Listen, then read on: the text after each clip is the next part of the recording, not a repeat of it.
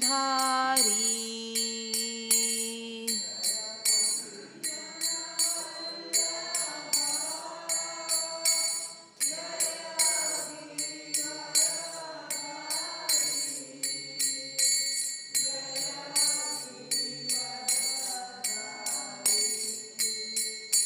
Jaya Yashodanandana Jaya Brajajana Ranjana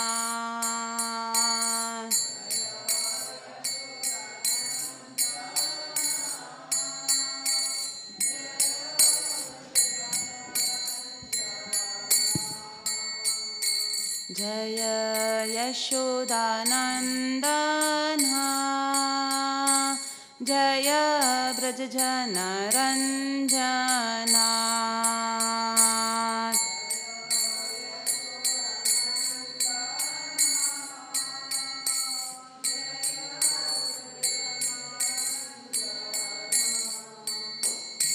Jaya Yamuna Tiravanachari Jaya Kunja Bihari Yamuna Tira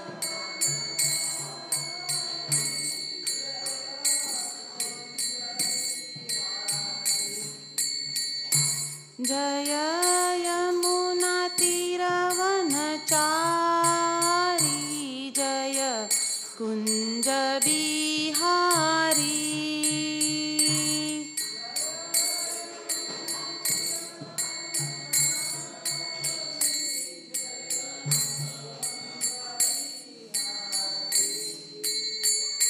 Jaya Radha Madhava Kunja Bihari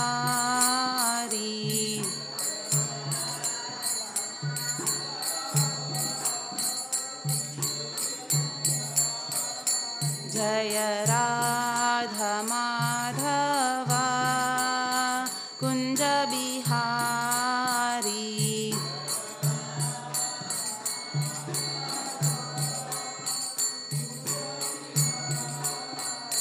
Hare Krishna Krishna Krishna Hare Hare Hare Rama Rama Rama Hare Hare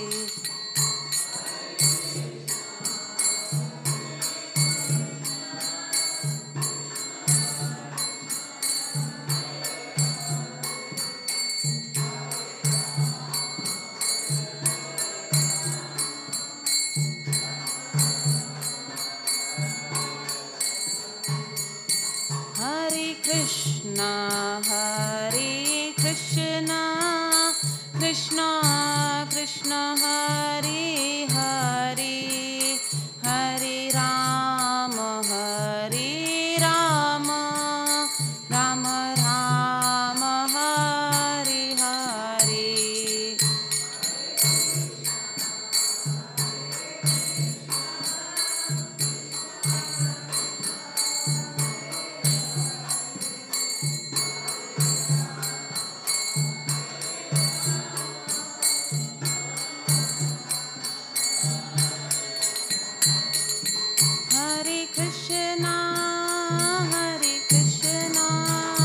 Krishna Krishna Hare Hare Hare Rama Rama Rama Hare Hare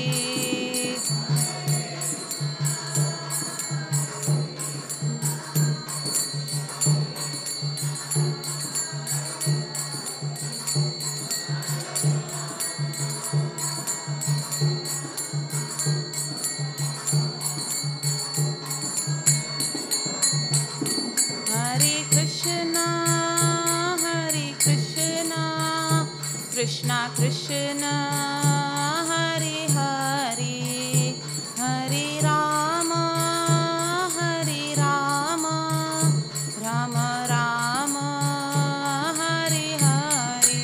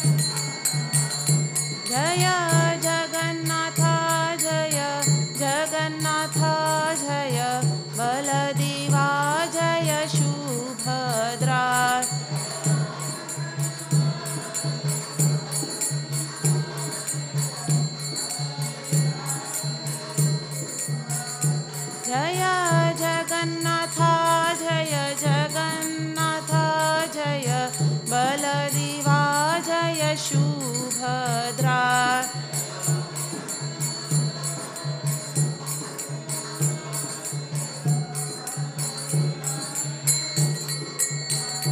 Jaya Gauranitai, Jaya Gauranitai, Jaya Gauranitai, Jaya Gauranitai.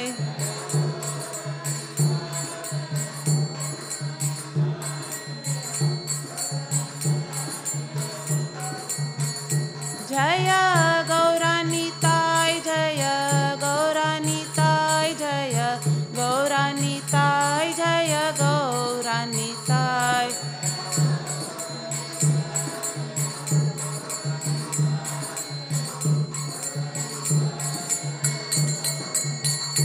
Jaya Jaya Prabhupada, Prabhupada, Prabhupada, Jaya Jaya Prabhupada.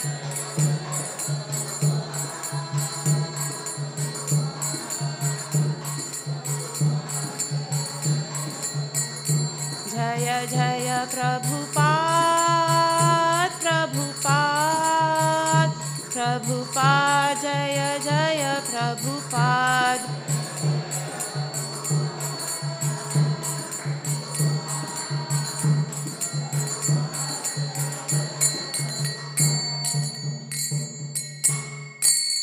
Srila Prabhupada ki, Granthāraj Śrīmad Bhāgavatam ki, Jai Nitai Gaur Premanande. Om Namo Bhagavate Vasudevaya.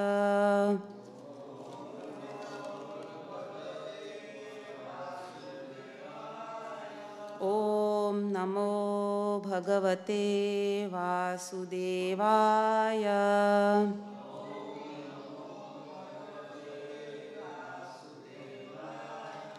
Om Namo Bhagavate Vasudevaya.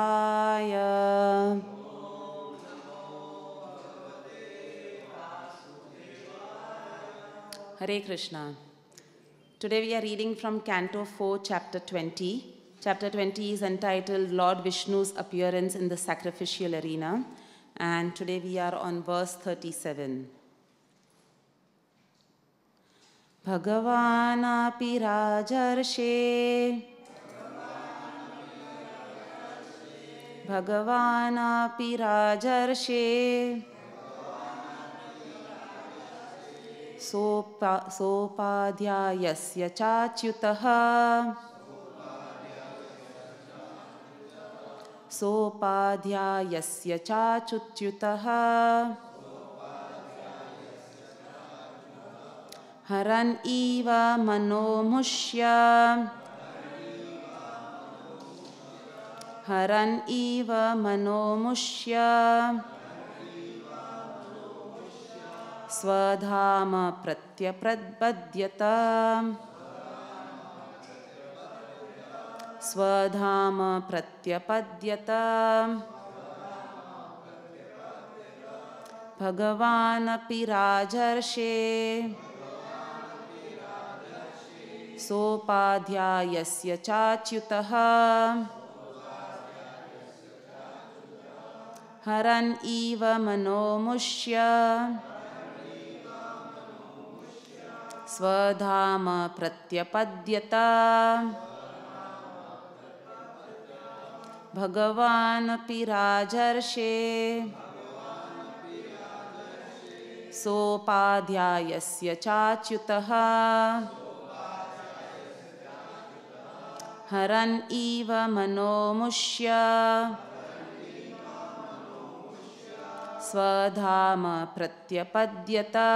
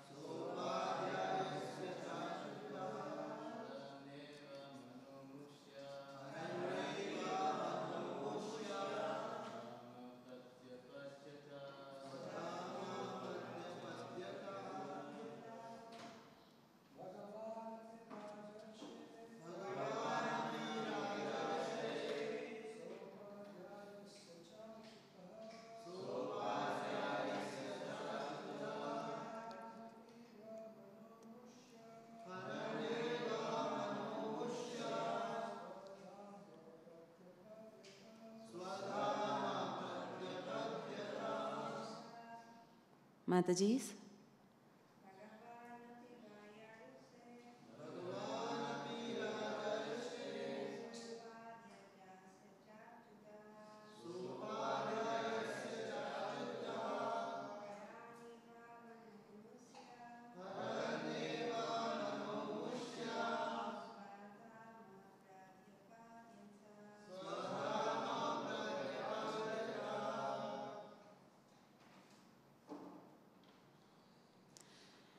Bhagavan, the Supreme Personality of Godhead,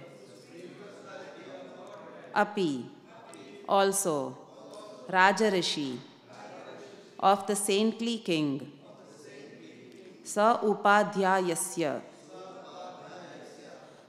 along with all the priests, Cha, also, Achyuta, the infallible Lord, Haran, captivating, Eva, indeed, Manaha, the mind, Amushya, of him, Swadhama, to his abode, Pratyapadyata, returned.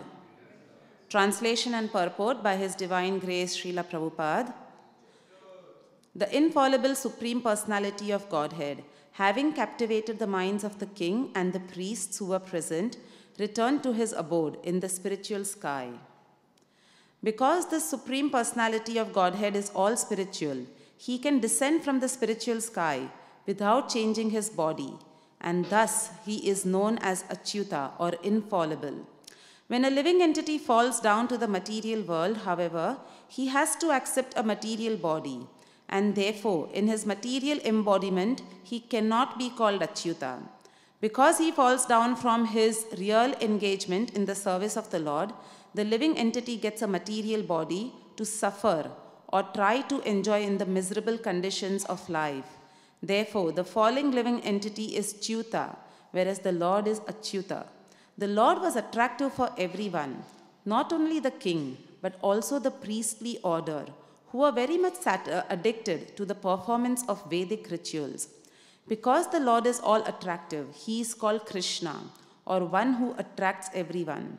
The Lord appeared in the sacrificial arena of Maharaj Prithu as Kshirodakshai Vishnu, who is a plenary expansion of Lord Krishna.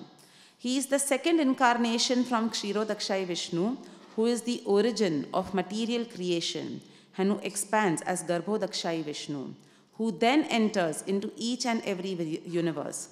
Kshirodakshai Vishnu is one of the Purushas who control the material modes of nature. Om Ajnanatirmirandhasya Jnananjana Shalakaya Chakshurunmilitam Yena Tasmai Shri Gurave Namaha. Shri Chaitanya Manobhishtham Sthapitam Yena Bhutale Swayam Rupa Kada Mahyam Dadati Swapadantikam Mukam Karoti Vachalam Pangum Langayate Girim Yat Kripatamaham Vande Shri Guru Dinatarinam Vancha Kalpatarubhyascha Kripa Sindhubhya Evacha Patitanam Pavanebhyo Vaishnavebhyo Namo Namaha. Jai Shri Krishna Chaitanya Prabhu Nitya Nanda Shri Advaita Gadadhara Shri Vasadi Gaura Bhakta Vrinda. Hare Krishna Krishna Krishna Hare Hare Hare Rama Rama Rama Hare Hare. Hare Krishna. So we are almost at the conclusion of chapter 20. This whole pastime, the whole section of Lord Vishnu appearing in the sacrificial arena is coming to an end. Tomorrow the chapter will end. So this is the second last verse of this chapter. So I'm just setting a little bit of context about Canto 4 before we delve into today's verse. So Canto 4 has 31 chapters. And the first 7 chapters of Canto 4 actually focus on what is real sacrifice or what is real dharma. And we see it starts with King Daksha, who is one of the Prajapatis, who is one of the sons of Brahma. He is about to perform a sacrifice, but then the sacrifice is not completed properly because Daksha commits a very big aprad to one of the greatest devotees of Lord Krishna, who is Lord Shiva. So then that whole section culminates into a teaching which the Śrīmad Bhāgavatam time and again keeps repeating, is how not to commit Vaishnava aprad. So the whole theme of the first 7 chapters is to establish the supreme position of Lord Shiva as a Vaishnava, Vaishnavanam Yatha Shambhu, and also to establish the repercussions of committing a Vaishnava aprad and what all punishment Daksha had to undergo because he did such a grave aprad. Then the next 6 chapters focus on the theme of Śrīmad Bhāgavatam, which is Akama Sarva Kamova Moksha Kama Udaridi Tivrena Bhakti Yogena Yajjeta Purusham Param. So the next 6 chapters are about Dhruv Maharaj. And that whole pastime establishes that whatever desire you have, whether you have a desire, Akama Sarva Kamova, whether we have desire for revelation, whether we have desire for material enjoyment, or there is a desire to merge with the Lord, Akama, or you don't have any desires at all. Whatever your desire may be, come and worship the Supreme Personality of Godhead. So the next 6 chapters establish that principle, Akama Sarva Kamava, how the Lord is merciful, even if someone approaches him with full desires. And it also establishes the principle of Tivra Bhakti. So Dhruv Maharaj is an example. He's an example which ideally all practicing devotees can follow. When we were studying that section with Keshav Prabhu, the whole theme that came out through the commentaries of even the Acharyas was how to become serious in your devotional life. So Dhruv Maharaj took the instructions of his guru very seriously, and then he did such Tivra Bhakti that the Lord himself appeared in front of him.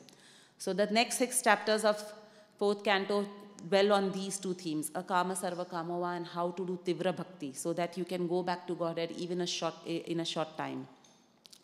After that, the next 10 chapters describe what is Varnashram Dharma and what is ideal leadership or ideal Kshatriya Dharma. So we see the next 10 chapters start with the pastime of Maharaj Anga and how Maharaj Anga was trying to perform sacrifices, but none of the demigods were accepting their sacrificial share. So Maharaj Anga was a very pious king. He was doing everything right. He had the right ingredients. The right priests were doing the yajna, but still the demigods weren't accepting the sacrifices. And one of the acharyas comments that the demigods actually raise their uttariya, their upper cloth, and they show Maharaj Anga that, look at our abdomen. Our belly skin is touching our backbone. So we are so undernourished, there is nothing to eat in your kingdom. So then the whole pastime comes out of how Maharaj Anga did not have a son, and then he gets a son. But that son unfortunately turned out to be a demoniac son. He was King Vena. And then the Bhagavatam establishes that what is an ideal leadership, what an ideal king should do, and how an ideal king should not be. So King Vena represents almost what we see happening in Kali Yuga. He represents the current situation. He was absolutely not working in the interest of the citizens. He was not working in the interest. So Prabhupada stresses in his purports that there are 2 things which Kshatriyas have to definitely do. One is protecting the citizens, and the second one is guiding the citizens back. So not only material protection, but also spiritual protection. Guiding them back to the path of Godhead, on the path of Godhead. But King Vena was not doing both. So there were thieves, plunderers, all those things were happening. Like he himself was like a thief and plunderer, plundering all the citizens. And he was completely against the worship of the Supreme Lord. He was telling all the citizens, worship me, I am your Supreme Lord. So this is what King Vena was doing, and then the whole pastime comes of how the sages and the priests got together and they killed him. Just by the power of mantras, they killed him. But then you need a king to rule the kingdom. So then the whole pastime progresses to show how Maharaj Prithu was born. So Maharaj Prithu is also called as a Yoniju. A Yonija means someone who was not born from a womb. So Maharaj Prithu's birth was very transcendental and it was very unique.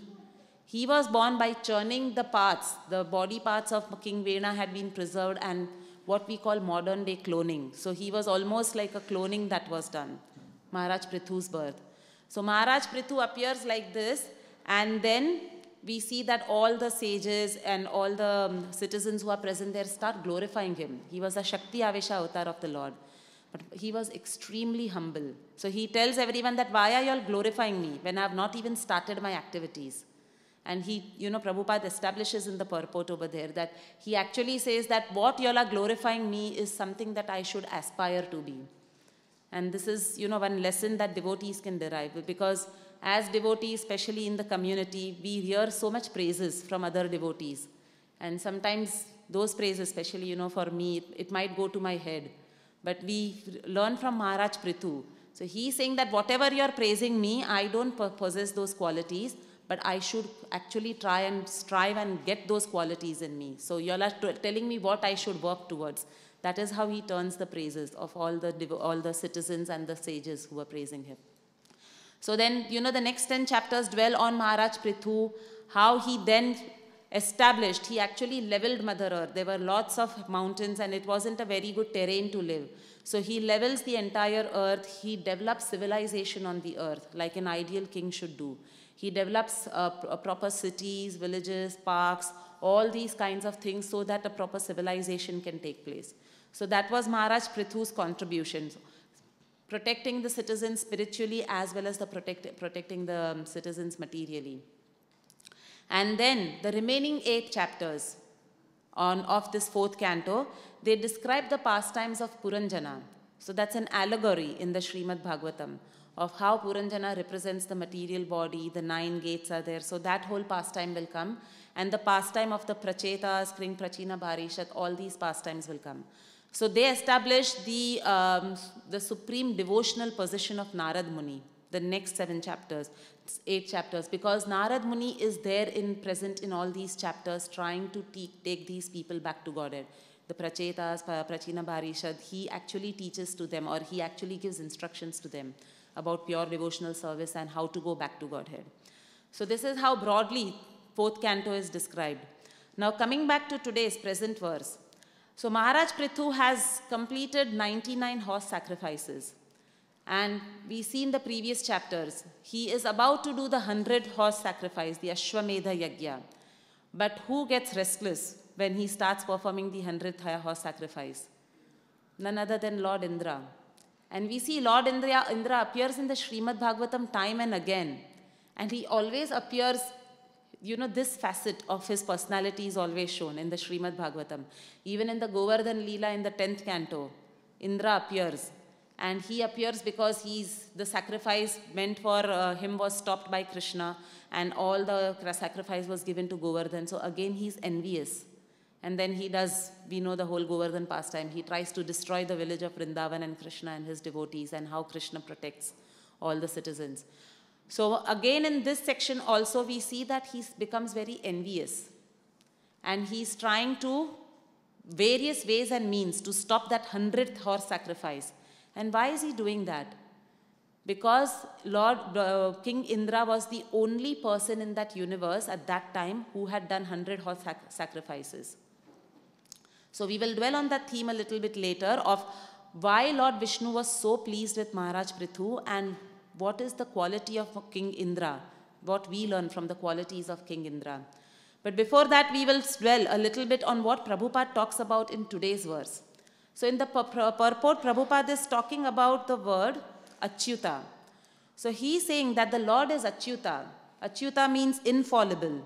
In fact, I was just doing some research on folio. And in folio, it was written that the Achyuta Gotra was actually started. The founder of the Achyuta Gotra was Advaita-Acharya's son. One of Advaita-Acharya's sons' name was Achyuta as well. And we know there is a Gotra called Achyuta Gotra. So he is the founder or the father of the Achyuta Gotra. And Prabhupada says, like when we visit some temples in India, you are asked about your Gotra. And Prabhupada says that if you don't know what your Gotra is, always say that you are Achyuta Gotra. Achyuta Gotra means that you belong to the Gotra of Lord Krishna. So that is how it started. And we see this word Achyuta appear in the Śrīmad Bhagavad Gita as well. So Arjuna is saying, Senayor Ubayor Madhye Ratham Sthapaya Me Achyutaha. So he is also addressing the Lord as Achyuta. He is saying that, oh Lord, you are infallible. And we are Achyuta, we are fallible because we fall down in this material world. So Prabhupada explains, Prabhupada says that the Lord is not bound by Maya. He is the controller of Maya. Maya Dhakshena Prakriti. He is actually the controller of Maya. He does not become subjugated to Maya like the Mayavadis try to tell us. They say that, oh, when the Brahman comes into this world, they get subjugated by Maya and that is why they take a form. And that is why the Mayavadis deny this form of Lord Krishna. And the Mayavadis, on the other hand, go to claim that we are God. And Prabhupada says that when we question them that if you are God, why are you right now, having teeth pain? Why do you have to go and answer nature's call? Why are you subject to all these things? And they say that, oh, we will soon realize our position as God. Once this Maya's covering goes away, then we will soon realize our position as being God. And again Prabhupada says, then question them that why is it that right now you are under the control of Maya? That means Maya is greater than you? And then they don't have an answer to this. So Prabhupada elaborates on this in many of his purports, this difference between Achyuta and Achyuta. So the Lord is Achyuta. The Lord chooses to come down to this material world. We see King Prithu's avatar also. He is a Yoniju. He does not have to take birth from somebody's womb. But a living entity who is Achyuta or who is fallible has to actually take birth, and it is explained in the Bhagavatam. How does a living entity take birth? So it says it's karmana daiva netrena. Karmana daiva netrena means because of his past karmas, and also daiva netrena, because of higher, like the super soul will guide the living entity to take birth in a particular womb, based on what past karmas he has done. But the Lord is not like that. The Lord can come at his will. He is like the warden of the jail. He can come at his will and he can go out at his will. The fact that he is present in the jail, that does not mean he is a criminal. And he has been brought there because of some crime or because of the past karma or something like that. And even when the Lord appears, within the same birth, the Lord can choose to become big, small, change his forms as he wants. And we see this in the Dashavatar. We see when Matsya came, he came as a little form, but then he kept expanding his form. So if we ask the Mayavadis, how can we do that? We are Achyuta, we are fallible, can we do that? We can't, we are completely bound by the three modes of material nature. But the Lord is beyond them. So the Lord can change his form as he wants. In Matsya Avatar we see, in Varaha Avatar we see. He comes out as a little thumb, but then he assumes a gigantic form of a boar. So the Lord is completely out of these three modes of material nature. He is completely free to do what he wants. Swarat, we say, like he's not at all bound by the three modes of material nature. So that is one theme which Prabhupada is trying to establish in the purports over here. The difference between Achyuta and Achyuta. So the living entities are, although they are part and parcel of the Supreme Lord, they are part and parcel of the superior energy, but still they are Tatastha Shakti. Tatastha Shakti means they have the tendency to fall down. And that is why, especially people like us who are in this material world, we had a tendency to fall down. We chose not to serve Krishna, and that is why we are all over here, trying to suffer, enjoy with this material body or suffering our past karma. So the living entity is Tatastha Shakti, but the Lord is superior Shakti. He does not get subjugated by all these things. And therefore, it is, established that how the Lord is Achyuta. So now coming to also the fact that the Lord was very attractive. That is another theme which Prabhupada brings out in the purport. He says that the Lord was very attractive even to the priests who were so attached to the sacrifices.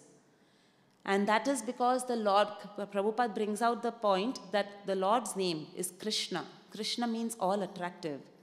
So if we see, the Lord has what is called as primary names and secondary names. So secondary names are something like Achyuta or Brahman or Parabrahman. All these are the secondary names of Lord Krishna. And the primary names of Lord Krishna are based on his relationships, are based on his qualities and his relationships with others or his pastimes. So then the names like Damodar, for example. Damodar is based on the pastime that the Lord performed, where Mother Yashoda was trying to tie him up. So that is why the name Damodar is there based on the pastime he performed. Or Yashoda Nandan, or Sachi Suta, or Devaki Nandan, Nanda Dulal. All these names are considered the primary names of Lord Krishna. And out of all these names, the main name is Krishna. Krishna means all attractive. So why is he all attractive? He's all attractive because of the 64 qualities that he possesses in full. Aishwaryasya Samagrasya. We know all the qualities that he possesses in full. Because of all these qualities that he possesses in full, he is not only attractive to the devotees, but he becomes attractive even to these priests or people who are not so much attached to devotional service to the Lord, or who haven't yet realized the importance of devotional service to the Lord. And that is what Prabhupada is trying to explain over here, that the priests were not so much on the path of pure bhakti like Maharaj Prithu was, but they were still very attracted because the Lord's form is so beautiful.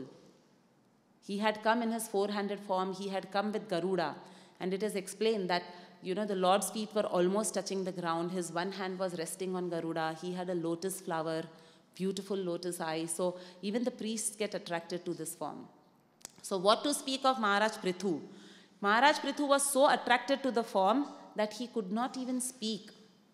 So first when Vishnu appears, he gives instructions to Maharaj Prithu. He talks about the science of self-realization, the pure devotion, the highest purpose of pure devotional service. He gives him all these instructions. And after that, Maharaj Prithu starts offering prayers. And Maharaj Prithu's prayers are glorious. If we study them deeply, they give us lots of insights and lots of inspiration for our own bhakti. So Maharaj Prithu glorifies the pastime, the quality of hearing. He says that anyone, O my Lord, who gets attached to hearing your pastimes and hearing your glories, he does not have to take birth in this material world again. And Maharaj Prithu, like we see Rupa Goswami, when Chaitanya Mahaprabhu was present, Rupa Goswami says a beautiful prayer. He says that I wish I had hundreds and hundreds of years, because 2 years are not enough for me to hear your glories. So I desire for hundreds and millions of years so that I can hear your glories through all these years.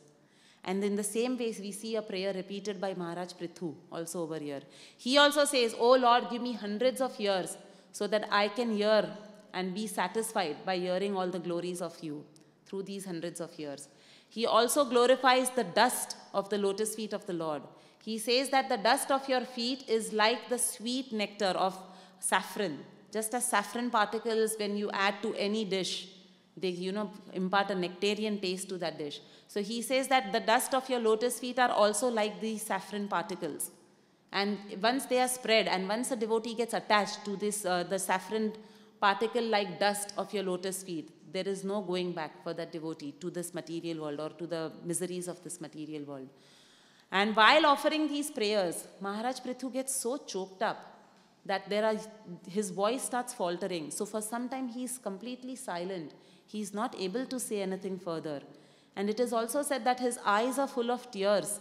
So he is not even able to see Lord Vishnu properly because of the ecstasy that he is feeling. And in those ecstatic moments, he is offering all these prayers to the Lord.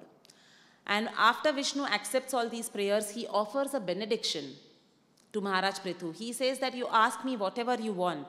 I'm happy to give you any benediction. Now, as we discussed Dhruv Maharaj's pastime also, Maharaj Prithu is also pure devotee, and Dhruv Maharaj also gets purified by looking at the form of the Lord. So then Maharaj Prithu also does not ask for any material benediction. He says, just give me the association of devotees and give me pure devotional service if you do have to give me something. So this is how Maharaj Prithu concludes his prayers. And then Lord Vishnu is ready to depart. We see that in this verse, Lord Vishnu is about to depart to the spiritual sky. So in the previous few verses, it is said that Lord Vishnu, twice or thrice it is said, Lord Vishnu was about to depart, but then he stays back. He himself does not want to leave the association of Maharaj Prithu. He is so attracted and becomes attached to Maharaj Prithu. And why does that happen? Why does the Lord become so attracted and attached that he does not want to leave? He does not want to go back to the spiritual sky or to his abode. So that brings us to that quality of Maharaj Prithu, which we touched upon a little bit. That Maharaj Prithu actually cooperated with Lord Brahma and the higher and Lord Vishnu for a higher purpose. So we see Indra. Now we'll dwell on Indra and Maharaj Prithu's qualities, and we'll see why the Lord was so attached to Maharaj Prithu. So Indra, he was trying to completely destroy the 100th horse sacrifice that was going to happen. He stole the sacrificial horse and he hid it somewhere so that Maharaj Prithu is not successful. And then when Maharaj Prithu's representatives try to go and get the horse back, Indra actually dresses up as a sannyasi, as a fake sannyasi, and he comes over there. So Indra was trying various means, and by his various means, he was doing nothing but establishing irreligious principles in this world. In fact, when he dresses up as that fake sannyasi and comes, Prabhupada explains in this purport that Indra is actually the propitiator or the person who started fake sannyas dharma in Kali Yuga. So in Kali Yuga, we see there are so many fake sannyasis, and it was Indra who started that whole culture of fake sannyasis or sannyasis who are putting on the dress of a sannyasi, but you know their motives are ulterior and they are not acting to take the citizens or to take people back to Godhead. So we see on one hand Indra doing all these things because he is extremely envious. He does not want anybody else to have the fame and the glory of being called as a completer of 100 horse sacrifices. So I was listening to a lecture by one of the disciples of Srila Prabhupada, and he was saying that why did Indra get this fear? So this fear comes in a person's heart when there is a lot of things he has to lose. But if we compare that to somebody who doesn't have to lose anything, then there is no fear in the heart of that person. And that person was giving the example, that Maharaj was giving the example of brahmacharis. And I'm sure, our brahmacharis in this temple are glorious. So he says that these brahmacharis have very few possessions. So they might have a little locker or a small cupboard or something like that, but they will not always keep everything under lock and key and keep guarding their possessions. And why they don't spend their time doing that? Because there is no fear. There is not much possessions they have. So there is no fear of losing anything. In fact, when the tsunami had come a few years ago, the big tsunami that had destroyed so many coastal regions of the world. It was said that the tsunami could destroy places where there was lots of construction and lots of things which man had made. But the tsunami could not destroy anything where man had not touched that land. So for example, where there was nothing, tsunami couldn't destroy anything on that land. So, the thing we are trying to understand over here is the more we have, there will be more destruction. The less we have, we won't be fearful of losing that thing. So Indra was not looking at the higher principle. He was acting on the principle of me, mine, my name, my fame, my glory. And because of that me and I and mine principle, envy had entered into his heart. And he had completely forgotten the higher purpose which demigods are meant to. So, Guru na sasyat, Pita na sasyat. We know that verse from the Bhagavatam. Anybody who takes the position of a leader ideally should guide their dependents back to Godhead. Otherwise, they should not take the position of leadership. And Indra is the king of all the demigods. So, he is the leader of the demigods. Instead of guiding everyone back to the path of Krishna, he is guiding people towards these things. He himself is envious. He himself gets into the clutches of the modes. And those modes then propel him to do all these irreligious activities that he was doing. Now, comparing Indra's quality like this, let's look at Maharaj Prithu. So when Maharaj Prithu was because Maharaj Prithu was doing these sacrifices, he wanted to complete the 100 horse sacrifices for the welfare of his citizens, so that his citizens derive the benefit and the earth planet derives the benefit. So he was not doing it for name or fame. He did not want to be known as the only person who would have completed 100 horse sacrifices. He was doing it, his motives were not ulterior when he was doing that. So when he saw that someone was obstructing his service to the Lord, he was actually quite angry and he was going to chastise and arrest King Indra. But then Brahma appeared over there and Brahma requested him. Brahma told Maharaj Prithu, that I understand that you want to do your 100th horse sacrifice for the satisfaction of the citizens and for the satisfaction of the Lord. But till now, it's King Indra only who has been known as completing these 100 horse sacrifices. And he's quite attached to that name. So let him have the glory of being the only person who has done these 100 sacrifices. Let's not take that glory away from him. So I understand he's acting on the platform of envy.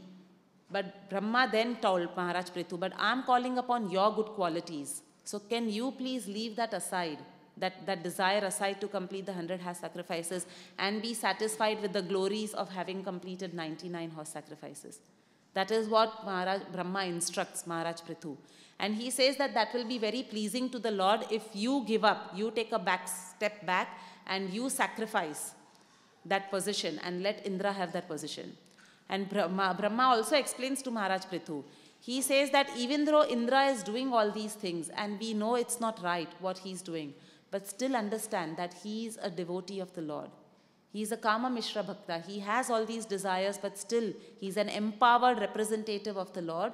And let's not forget and, put him to any further shame. So immediately Maharaj Prithu understands that he has to cooperate on this higher principle. So he understands Brahma's instructions on how we cooperate on a higher principle and we give up our own egoistic ideas to achieve the higher purpose of, uniting in Krishna consciousness. So when Prabhupada also left this world, we know Prabhupada gave this instruction. He said that anything that can break ISKCON will not be external factors. The only thing that can break ISKCON will be internal factors. So internal quarrel and hypocrisy. And we see that in Kali Yuga, Bhagavatam has proclaimed Kali Yuga is an age of quarrel and hypocrisy. So over little matters, we see in Kali Yuga that there are fights. Little matters, big matters. We see, yesterday we heard His Holiness Devamrit Maharaj giving a nice class, and he was talking about the current situation between Pakistan and India and what's going on right now with that situation. So he was saying that everyone is acting on that principle of what I want. No one is understanding what is the higher purpose of, uniting the citizens back to Godhead, leading a Krishna conscious life. Each country is trying to, serve some means. So who is right, who is wrong, it's become a big political thing. But Devamrit Maharaj was trying to establish that fact. Like he was, using children's example, that children will always be limited by what they want. And, if they feel that every day, for breakfast, lunch, dinner, we should have bubble gum or sweets or something like that. So in the same way, we are also all limited by our conditioning, by our own desires. So Prabhupada says, that the only way that you all can cooperate or we can make ISKCON successful is when you all cooperate on a higher principle. There is cooperation between all of you all, keeping Krishna in the center. So even for little matters, when we see in the corporate world or even amongst devotees, if we are not keeping Krishna in the center and we are not thinking at every step of our life or every step that we take, that will my Guru and Krishna be pleased with this behavior of mine, or will be pleased with what I'm thinking in my mind and what I'm planning to act on? Will my Guru and Krishna be pleased? So that is an introspection Prabhupada wanted all of us to do. Because even little things can create conflicts amongst devotees. And we see, like when Matajis make garlands, for example, even, who got more flowers, who didn't get more flowers, or I should get these flowers, or why I didn't get the opportunity to do this. All these little things can create so much conflicts amongst devotees. And that time, because we are thinking my garland should look the best, or my service should be the best, or I should be the best singer, or I am a good singer, but why was I not given a prime slot in the 24-hour, 12-hour kirtan? So, all these things can preoccupy our minds. And sometimes when these things preoccupy our minds, the purpose for which we are, doing this seva can go at the back. It can go take a back burner or a back seat. We sometimes might forget the purpose that whom am I doing this seva for? It's for pleasing the Lord. But by, having these conflicts over, let's say, flowers or who got to do what service, who didn't get any recognition for some service, that whole purpose takes a back seat. So Jagatarani Mataji was actually saying in one of the classes, she was saying that unless we have param drishtva nivartate, unless we have a higher taste, and we absorb ourselves in Śrīmad Bhāgavatam, hearing the glories of the Lord, chanting our rounds nicely, all these little problems will appear very big in our life. So she was giving the example of an elevator, and I've mentioned this in one of my classes as well. She was saying that if you are in a glass elevator and you're riding up from, some glass elevators are outside buildings, like we see in shopping centers and all, they have elevators outside the building which takes you up, and it's a glass elevator. So she was saying when the elevator is on the ground floor, we can see people, cars, everything appears the normal size. They appear quite big. But as soon as the elevator starts going up, and when you reach, let's say, the 5th floor, then these same cars which were appearing so big will start appearing a little small. And then you reach the 10th floor. So they are appearing still smaller when you're looking down on the ground. And by the time you reach, let's say, the 20th, 30th floor, or maybe the 40th, 50th, whatever, those cars and the same people have become tiny specks. They have become little dots on the ground. So she was saying that getting, absorbing ourselves in the Bhagavatam and absorbing ourselves in hearing, especially hearing about Lord Krishna and chanting, is like riding the elevator. So the problems which were appearing very big in our life, if we take shelter of Śrīmad Bhāgavatam and we are very absorbed in the Bhagavatam and, hearing and chanting, it's like taking the elevator up. So our consciousness goes on a high. It rides up on that elevator. And then at that time, because we are developing this higher taste and absorption in Krishna, all those problems which are appearing so big in our life, they will start appearing small. And I have myself experienced in my life, if I am not taking enough shelter of the holy name and not reading regularly or hearing regularly, any office problem or even little problem which might be there amongst devotees or relationships will be appearing so big, and I will feel, oh, I have to tackle this problem. Why is this problem coming? Like, you get so absorbed in that whole problem that we forget to take shelter of Krishna. But as soon as we take a step back and we realize that, these problems are really possessing me right now, like Indra was completely possessed, that I have to be the only person who should have the fame of doing the 100-horse sacrifices. So because that whole idea had possessed him, he was not able to go higher and see the purpose of doing the sacrifices, which is satisfaction of Lord Vishnu. He forgot to see that by his behavior towards Maharaj Prithu, the whole purpose, of satisfying Lord Krishna through the sacrifices, will the Lord be satisfied? He forgot that purpose and he just got completely absorbed in solving that problem of him being the only one who would do the 100-horse sacrifices. So in our own life, in my life, I see, if I'm not taking enough shelter and not hearing the Bhagavatam regularly, I will see that the problems become so big and I'm completely swept away by those problems. So Maharaj Prithu is showing us by his example, and Prabhupada comments and the Acharyas tell us that the more we cooperate with each other for this higher principle of Krishna consciousness, every time bringing our focus back that yes, is my Guru pleased? Is Krishna pleased? Is Prabhupada pleased with this behavior or with what I'm about to say or about to act? And once we bring that focus back, then we will not be having those conflicts in our relationships with devotees or conflicts or even those big material problems that come in our life. And seeing this quality of Maharaj Prithu, that he was ready to sacrifice everything just to cooperate with Lord Brahma and Lord Vishnu.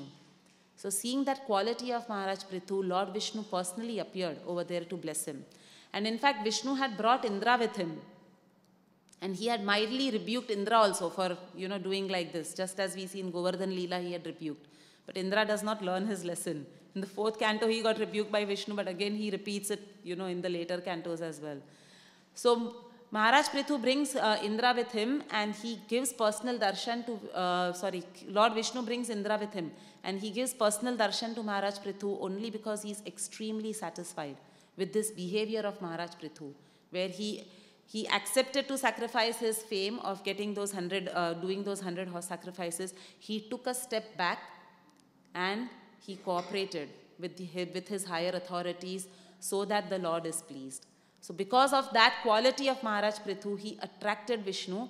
Not only attracted Lord Vishnu was not ready to leave his association and go back. So imagine if we also try to follow in the footsteps of what the Bhagavatam is teaching us through examples like Maharaj Prithu, how much will the Lord be pleased with our own devotional service, where we take a step back and we are ready to sacrifice for a higher principle.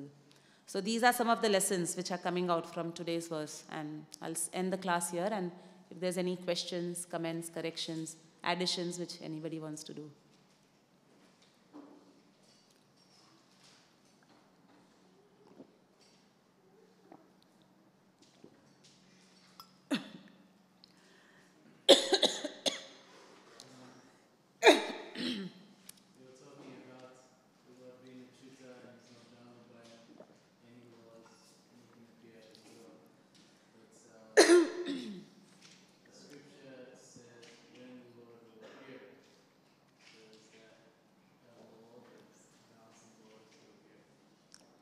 I didn't get the last part, Prabhu, sorry.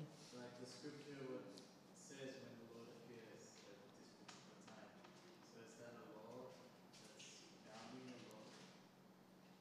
is there a law that is bounding the Lord? Is that your question?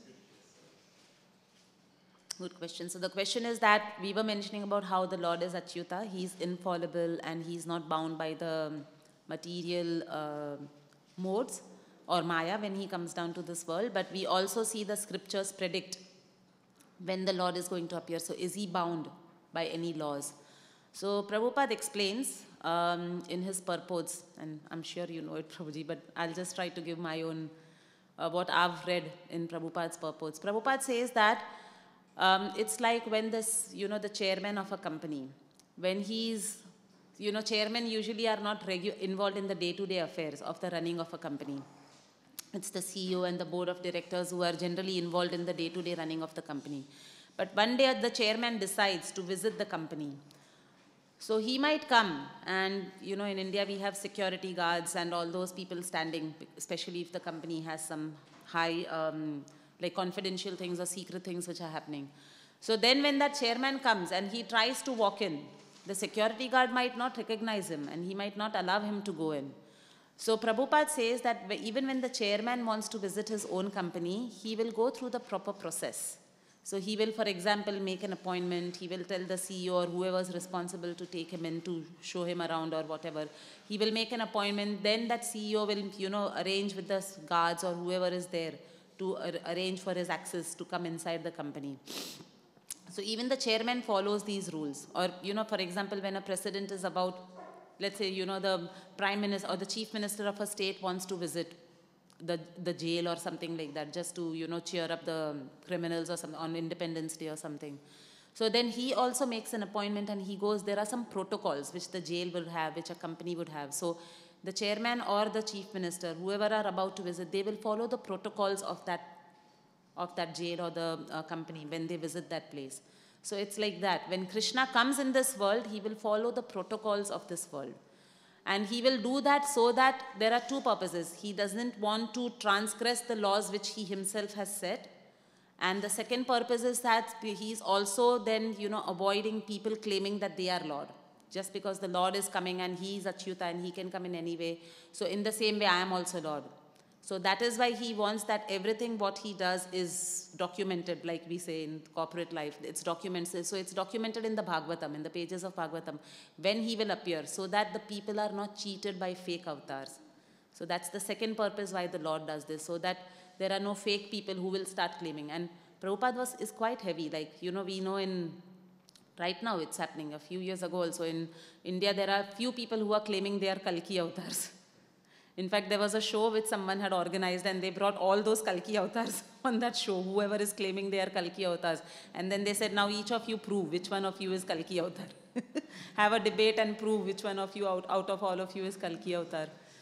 But we know when Kalki avatar will appear. The scriptures have told us. So right now there is no time for Kalki avatar to appear. There is still, hundreds and thousands of years left for Kalki avatar to appear. So if the scriptures, hadn't documented this and if the Lord did not follow that, after he is only establishing these laws, but if he did not follow that, then we will have, big sprouts of all these people coming and claiming that I am an avatar. So now Prabhupada says that if somebody claims like that, go and challenge them from the scriptures. That is your avatar or is your incarnation documented in this book? But it's not. So we know that they are a fake avatar. So it also creates like a checkpoint for us, for people in general to know whether it's a real avatar or a fake avatar. So that's my understanding, Prabhuji. We talked about Krishna being all attractive, but while Krishna was here for 125 years, there were so many people who were not attracted to him at all. So how do we understand this? So we understand that Krishna is all attractive and his name means all attractive. But when he was present for 125 years, there were so many people who weren't attracted to him. And the classic example being Duryodhan. So Lord Krishna was personally present in his assembly, tried to go as a peace messenger, but Duryodhan, he could not attract Duryodhan's heart. So again, Prabhupada explains in the purports that even when Krishna is present, he still follows the principle of free will and also ye yatha mam prapadyante. So he absolutely does not interfere in the free will of a person. So if a person, because of his past activities or because of his constitutional position, conditional nature that he has in his present birth, he is not exercising his free will to surrender to the Lord or get attracted by the Lord, then the Lord is, he will not find the features of the Lord very attractive. Like for example, we take the deity form of the Lord. Now, because devotees are on the path of bhakti and their heart is getting purified slowly by following the process of the bhakti, then these deities appear very attractive to us. But if you bring anyone from outside, any, materialist who is not following anything from outside, he might find these strange statues. He might not find these deities to be attractive. So Krishna, on one hand, does not interfere with our free will. He will never force. Like a loving father, he will never force anybody to love him. And the second thing is that ye yathamam prapadyante. So Krishna is there, but he will reciprocate according to the surrender and according to the desire of the person who is surrendering to him. So because the Pandavas were pure devotees of the Lord was also reciprocating with them, and he was very attractive to them. But with Duryodhana there was no, and that is why we know he rejected the whole feast of Duryodhana but went to Vidura to accept those banana peels from Vidura. So these are the two reasons, like Lord does not interfere with the free will, and also he reciprocates to the extent that a person surrenders to him. That's my understanding from you. Any other questions, comments? I was just wondering about when we do devotional service, anarthas come up, how we want to compete against other devotees, show off. So your answer was to get a higher taste.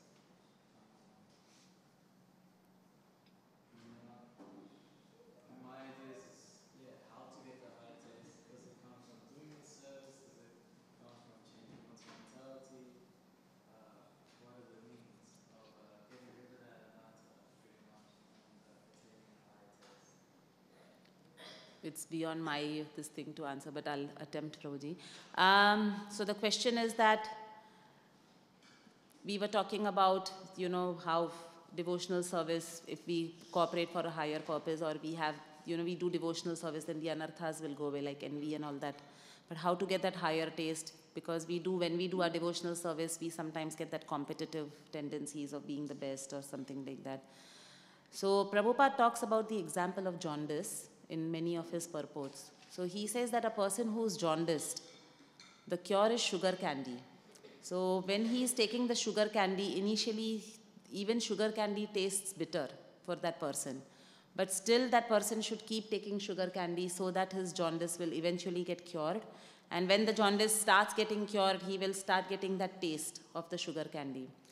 So in the same way, we are doing devotional service, and we are on the path of devotional service. We haven't yet perfected the path of devotional service. So it is like, that bitter taste of the sugar candy. We are not realizing the full benefits of the devotional service that we are doing, but it is definitely acting on us.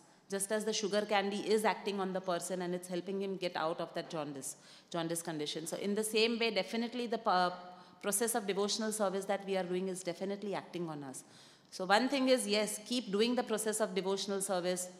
And sometimes, Prabhupada also says, fake it till you make it. So we might not have an attraction to certain aspect of devotional service, but we keep doing it till we develop that taste. So that is one aspect which will help us to then keep going on. And as we keep going on with our devotional service, definitely that day will come where, we start getting rid of our anarthas. And the second solution which Prabhupada offers in his purports is, whatever anartha we are feeling, like let's say I'm not having enough taste for my chanting, then I look for devotees who have a very high taste in chanting, and I try to take more of their association. Or let's say I'm struggling with the anartha of pride or competitiveness, like you were mentioning, that I want to be the best at something. Then I look at some other devotees and I identify which devotee is, not having so much problem with that particular quality. And I try and take their association more, and I try and seek guidance from them that I'm facing this. So what are the practical ways in which I come out of this anartha? So it's also, identifying somebody. For example, I suffer, or I don't have expertise in book distribution, but I do have a desire. Or I don't have strong desire also, but I want to do it because it pleases Prabhupada. Then I, go ahead and identify devotees who are very good in that particular seva and try to get inspiration from them on how to overcome that lack of expertise that I have in book distribution. So that is another solution. Keep going with her devotional service, because we know that is it will destroy all anarthas in the heart. It is like the sunlight which destroys everything. When the sun rises, all the putrid odors that are there in the world, it destroys. So in the same way, devotional service will definitely uproot every desire or every anartha that we have in our heart. But also on a day-to-day or practical level, we associate with devotees who are to some extent, more extent than us, free from that anarthas, and take guidance from them. That's one of the things. Anything else? So we'll end the class here. Granthraj, Mataji, you had a question?